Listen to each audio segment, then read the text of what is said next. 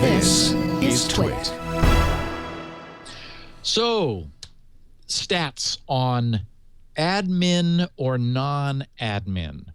Everybody knows that an administrative account is dangerous relative to a standard user account. I'm talking about Windows now. Since the dawn of time, it's been understood that the root user in Unix and then Linux is super powerful, and that you should not run as root. You should run as a non-root user, so that if something happens, the OS will prevent you from doing things. You or a surrogate running in your account behind your back prevent you from doing dangerous things.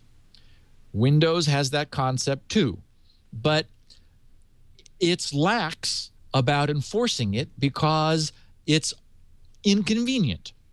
And many people run as admin and they just try to be careful. Many other people who have people that care about them have set them up as a standard user so that they are more safe. The question is, how much more? A research company, Avecto, A-V-E-C-T-O, did an analysis of last year's Patch Tuesday vulnerabilities. They titled it Mitigating Risk by Removing User Privileges. And they said the summary is analysis of Microsoft security bulletins from 2013 highlights that 92% of critical vulnerabilities would be mitigated by removing admin rights. Wow. 92%. Holy cow. See, I thought that user privilege escalation meant that you, even if you were operating as admin, you would have to allow escalation to do admin-like things.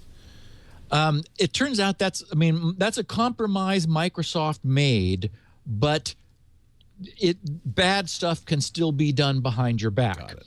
What you want is you want to go maybe to it's poorly implemented.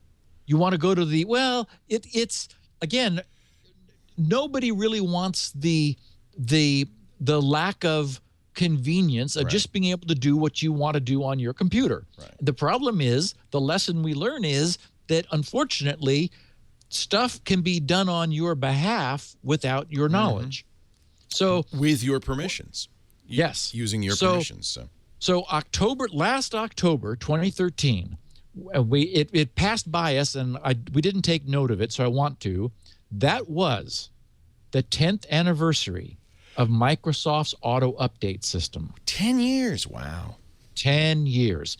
And before the podcast began, by a year or two, that was in place. And of course, very controversial at the time. People were like, I don't want Microsoft automatically updating my system, because it used to be, we would have to go get those updates and install them ourselves, or they would be issued as service packs, not just this continuous dribble into our machines. But it's been 10 years.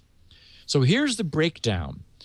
During that year, 2013, of critical ratings. So there were 147 vulnerabilities published during 2013 with critical rating. 92, as I said, were mitigated, blocked, by removing admin rights. 92% were blocked by removing administrator rights. 96% of critical vulnerabilities affecting the Windows operating system. So nearly all, 96% of those vulnerabilities which affected the Windows OS were mitigated by removing admin rights. 100% of the vulnerabilities affecting IE were mitigated by removing admin rights. Wow. 100%. All you had to do is switch to a standard user. That, in the control panel under, Windows users, you have a choice, and be an admin user or a standard user. And unfortunately, by default, when you set Windows up, you're an admin user. That's what you get. So you need to create another user. You set that up as a standard user, and that's the one you use. And then when you need to do something that you're being blocked by, you need to enter the admin user's password. That's the way to be safe. Not even UAC gives you this level of safety.